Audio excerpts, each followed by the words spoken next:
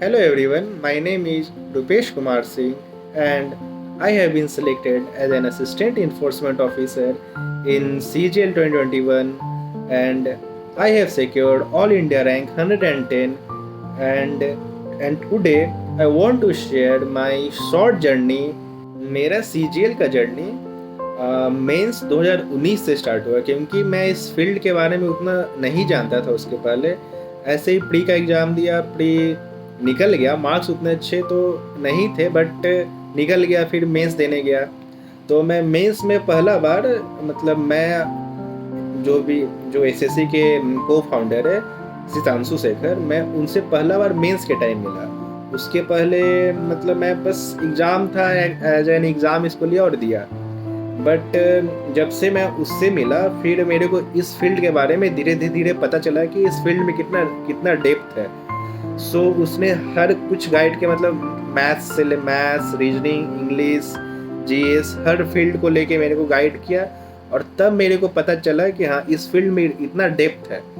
उसके बाद से मैंने सारा जो भी प्रिपरेशन किया उसके गाइडेंस के अंडर किया और 2020 में भी मेरा रैंक मतलब 1932 था, 1932 था and I had been selected as an auditor in CAG and in 2021 मैं फिर से उसके गाइडेंस के अंडर ही अपना जो भी जर्नी है, जो भी प्रिपरेशन है उसको कंटिन्यू करता गया एंड 2021 में भी मेरा ऑल इंडिया रैंक 110 आया और मैंने असिस्टेंट इन्फोर्समेंट ऑफिसर की पोस्ट को ऑप्ट किया।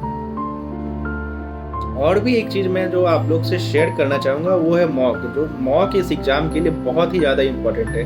कम से कम आपको मतलब अच्छा रैंक लाना है, अराउंड 100 अंडर 500 रैंक अगर लाना है तो कम से कम 70 से 80 मॉक आपको देना ही होगा और मॉक का क्वालिटी भी आपको देखना होगा। और जो भी एसएससी बाबा का जो मॉक है मैंने मतलब ऑलमोस्ट सारा ही एसएससी बाबा का मॉक दिया और सारा ही मॉक अच्छा था और एग्ज़ाम में भी जिस पैटर्न के क्वेश्चंस आते हैं वो सारा कवर मेरा एसएससी बाबा के मॉक से हो गया था। तो मैं ये भी आप लोगों को सजेस्ट करूँगा कि आप मॉक दो, मतलब आप सारा मॉक दो। टेक्स्ट बुक भी है, ओली भी है, बायजूस है और एसएससी बाबा, मतलब कम से कम 3-4 सोर्स तो मॉक का होना ही चाहिए।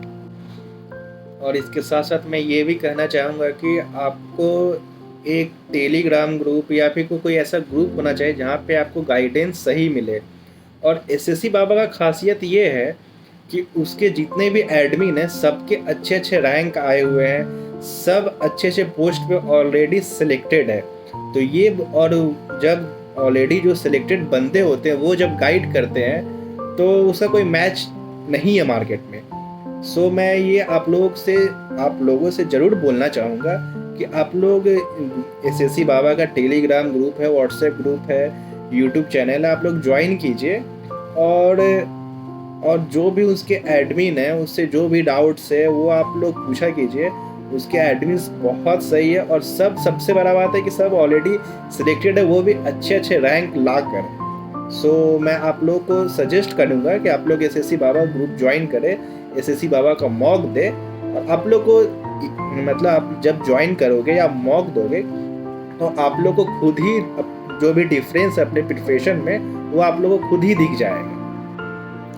बेसिकली बात ये है कि देखो जो भी प्रिपरेशन है वो तो लाखों बच्चे करते हैं, लाखों बच्चे एग्ज़ाम देते हैं बट सिलेक्शन मतलब बहुत कम लोगों का ही होता है। ये जस्ट बिकॉज इसलिए होता है क्योंकि सबसे इम्पॉर्टेंट होता है किसी भी एग्ज़ाम में, कोई भी कॉम्पिटिटिव एग्ज़ाम है उसके सिलेक्शन के लिए सबसे इम्पोर्टेंट होता है गाइडेंस।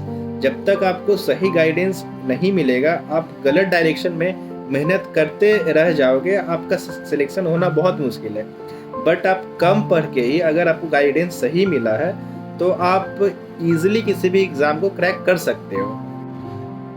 सो फाइनली मैं यही बोलूँगा कि आप लोग आराम से रिलैक्स माइंड से पढ़ो।